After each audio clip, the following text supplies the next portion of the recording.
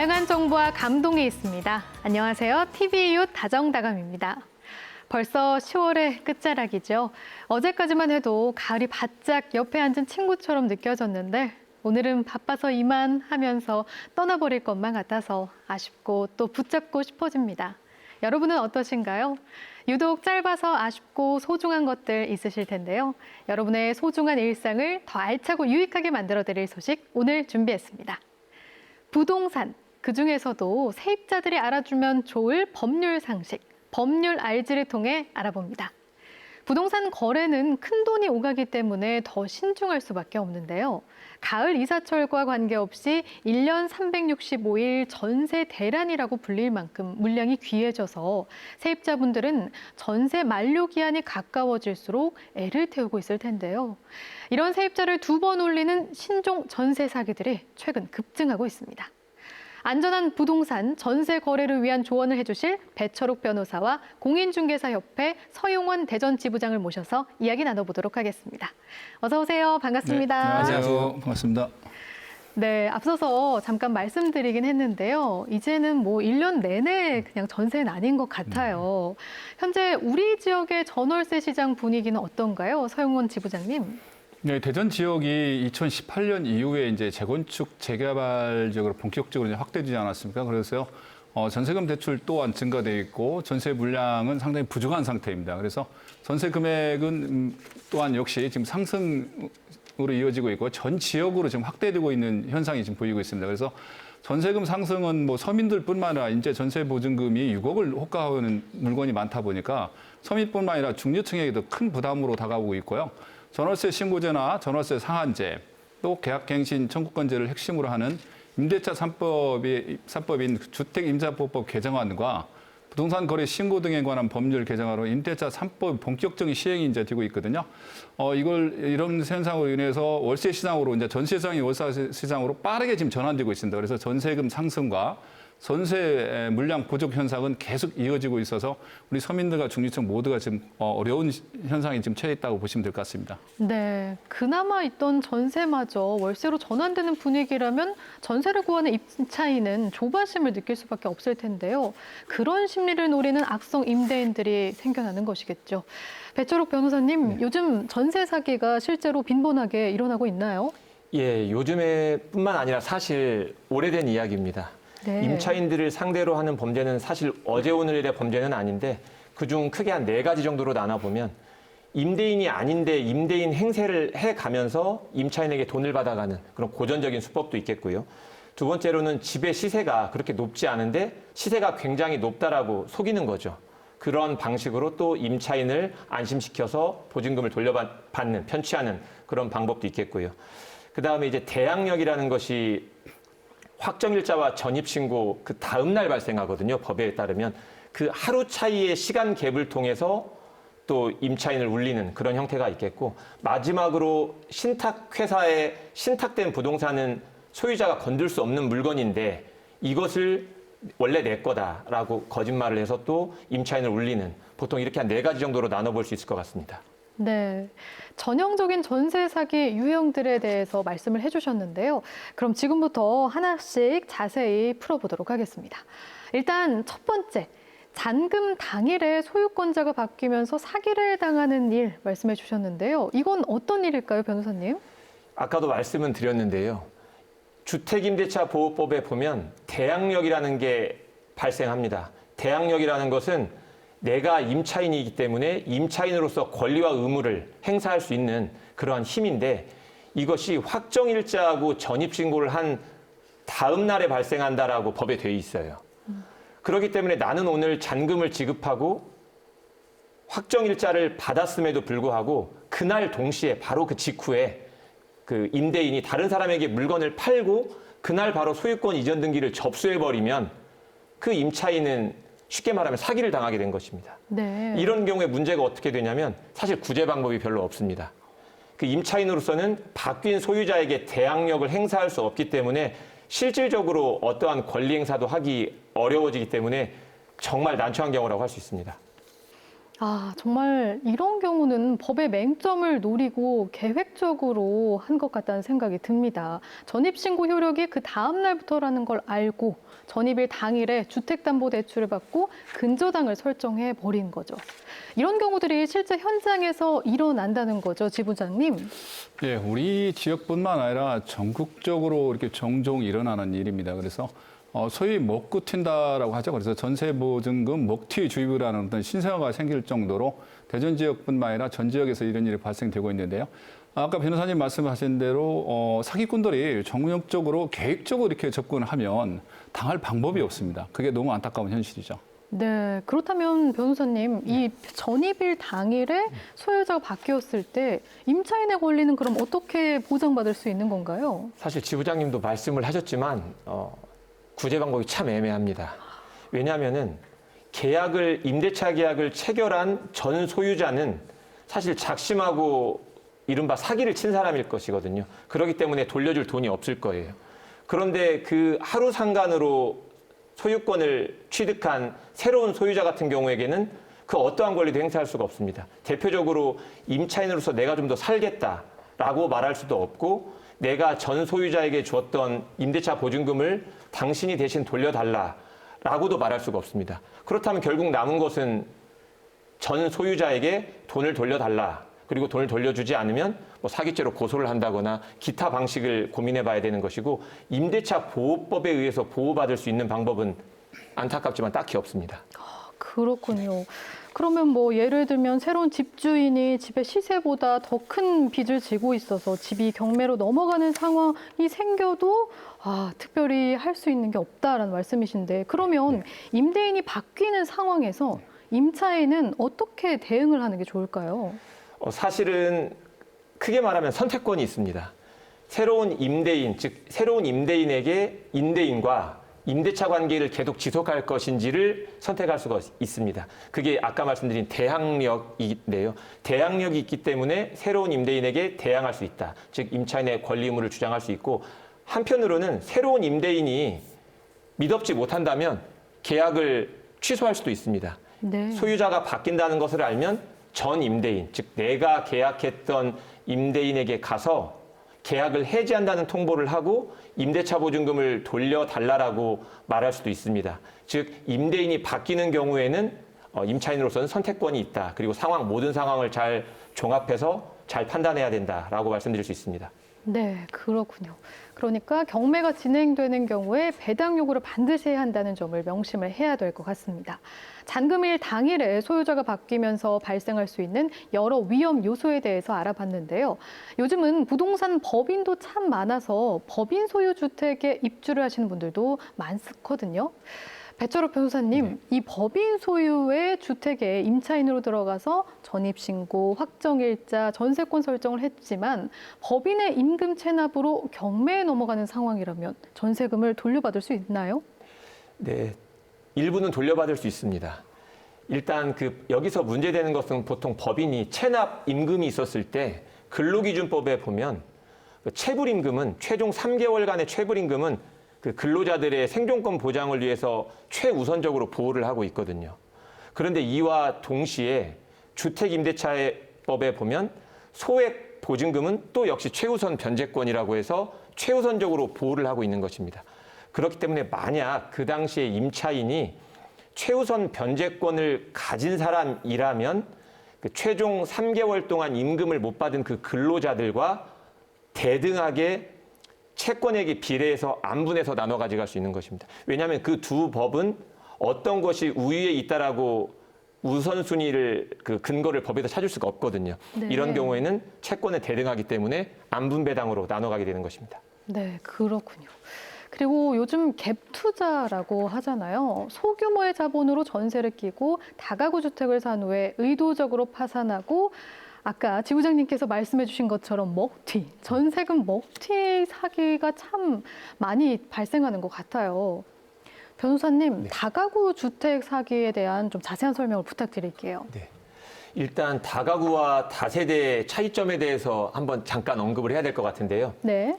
보통 우리 아파트 어떤 단지를 보면 1000세대다, 1500세대다 이런 말 하지 않습니까? 그 세대입니다, 아파트는요.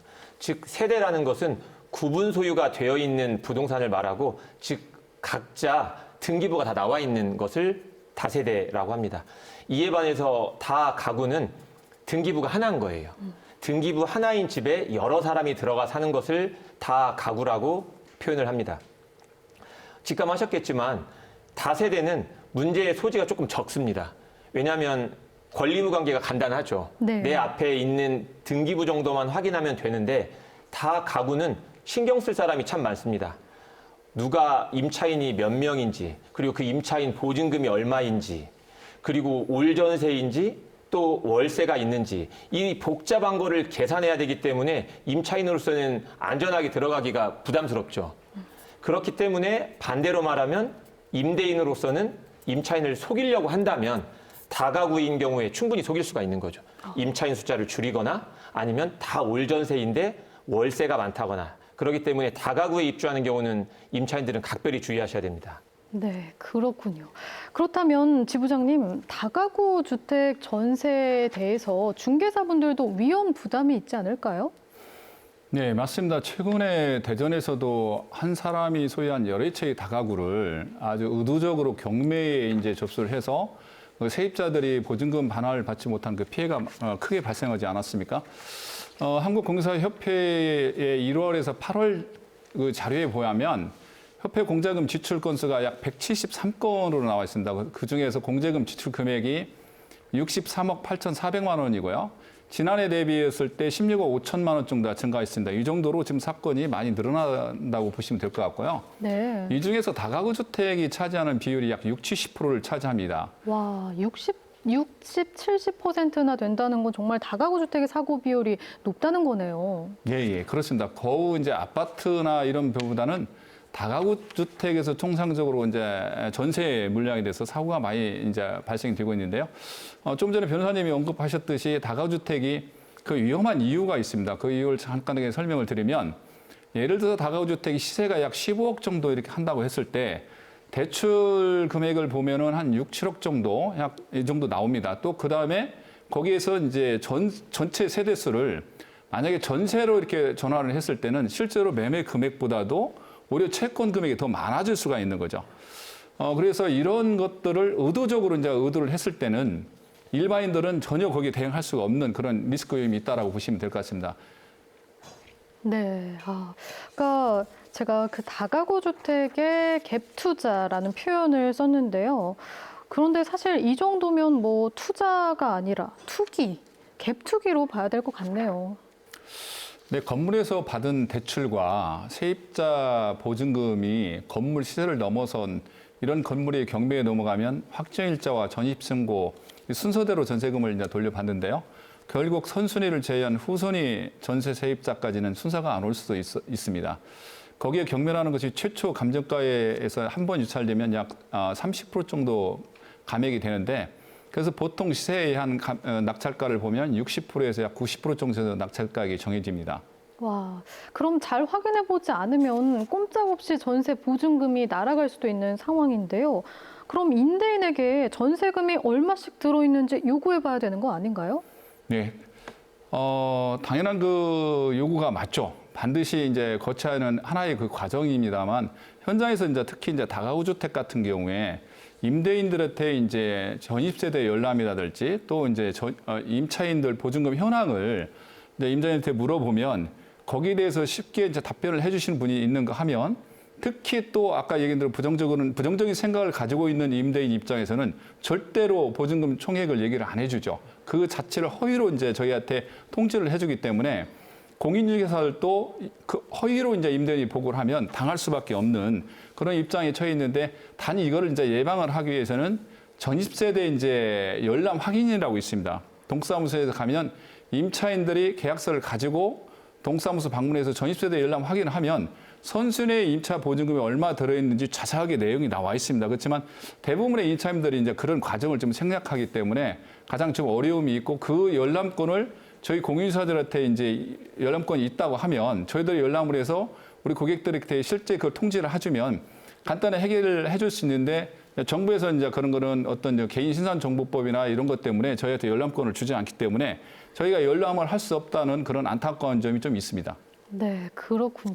그리고 간혹 입차인 입장에서는 건물이 뭐 몇십억인데 몇천만 원 내 전세금을 못 받을까라는 이런 생각을 가끔 하시거든요. 이런 생각을 하시면 안 될 것 같습니다. 전세를 사는 임차인들이 반드시 확인을 해봐야 될 것 같습니다.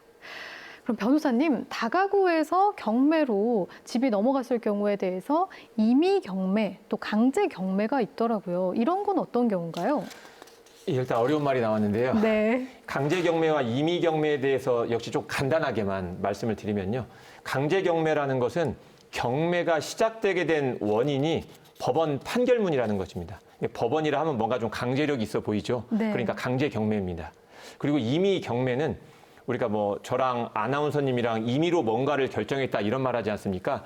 당사자 간 합의로 임의로 경매가 개시되었다는 얘기입니다. 즉 돈을 빌려주고 돈을 갚지 않으면 경매에 넘기겠다. 이렇게 개시되는 것이 임의 경매입니다. 네. 이제 일단 경매에 관련돼서는 강제 경매, 임의 경매 뭐 개념 정도는 꼭 알아두셔야 되는 것이고 더 정작 중요한 부분은 경매를 통해서 새롭게 소유권을 취득한 사람에게 임차인이 대항할 수 있는지, 즉 내가 이 집에서 계속 살겠다고 경락인에게 말할 수 있는지가 문제되는데 한 가지만 기억하시면 경매로 인해서 소멸되는 선순위 근저당권자가 있는지의 여부인데 너무 어렵죠. 네. 그렇기 때문에 임차인보다 먼저 있었던 저당권자가 있는 경우에는 대항력이 없어진다. 그리고 경매가 있었지만 내가 맨 최선순위의 임차권이 있었다라고 한다면 1번이니까 보호된다. 즉 내 앞에 저당권자가 있었느냐 없었느냐에 따라서 대항권이 발생할 수도 있고 대항력이 발생하지 않을 수도 있다라는 점 정도는 기억하셔야 될 것 같습니다. 네. 그러니까 누가 최선순위인지를 잘 봐야 되는 것 같은데요. 네. 정말 어려운 문제지만 이런 상황에 처하지 않는다고 하더라도 꼭 알아두려야 될 부분인 것 같습니다. 언제 어떤 문제가 생길지 모르니까요. 네. 예, 맞습니다. 사실 벌써 임대차에 관련돼서 많은 이야기가 오갔지만 모든 위험을 다 피해가기는 어렵습니다. 아까 지부장님 말씀하셨듯이 작심하고 불순한 동기를 가지고 임대인이 접근한다면 피해가기가 참 어려운데 그럼에도 불구하고 세 가지 정도는 꼭 기억해놔야 되는 부분은 일단 어떠한 경우더라도 확정일자 전입신고를 하셔야 됩니다. 이게 바로 대항력이 발생할 수 있는 요건이기 때문에 이 점은 반드시 기억하셔야 되고요.